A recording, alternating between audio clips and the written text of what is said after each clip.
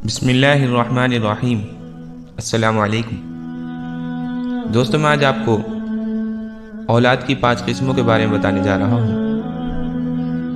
आप सुनकर खुद ही फैसला कर लीजिए कि आप इसमें से कौन सी किस्म में से हैं। औलाद की पहली किस्म वो होती है जो अपने वालिदैन का कहना तो नहीं मानती, लेकिन उल्टा अपने वालिदैन का दिल दुखा देती है, उनको बुरा भला कहती है, जिनसे उनके वालिदैन का दिल टूट जाता है।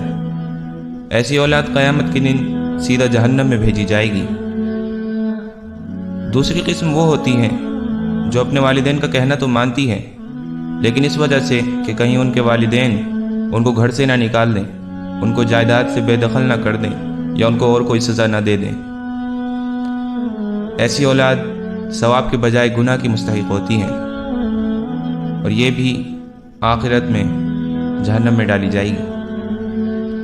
तीसरी किस्म औलाद की वो होती है जो माँ बाप का कहा बिना किसी गर्ज के, बिना किसी मतलब के मानती है, लेकिन काम करने के बाद उनको बुरा भला कह देती है कि आप तो सिर्फ मुझसे काम कराते रहते हैं, आपको यही कराना आता है, वगैरह वगैरह, जिससे उनके वालिदैन को बुरा लगता है और उनका दिल दुखता है।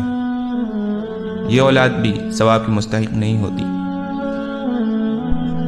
चौथी किस्म औलाद की वो होती है जिनसे जब उनके वालिदैन किसी काम को कहते हैं तो वो उस काम को बड़े खुशी खुशी के साथ करते हैं और काम पूरा करने के बाद अल्लाह का शुक्र अदा करते हैं कि अल्लाह ने उनको ये मौका दिया कि वो अपने वालिदैन के कुछ काम आ सके, और ये औलाद सवाब की मुस्तहिक होती हैं। पांचवी और आखिरी किस्म औलाद की वो है जो अपने वालिदैन के कहने से पहले वालिदैन के इशारों को समझकर, उनकी ख्वाहिश को समझकर उनका काम कर दें। ये वो खुश नसीब औलाद है जिसको क़यामत के दिन ताज पहनाया जाएगा और ये बहुत बड़े दर्जे की मुस्तहिक होगी।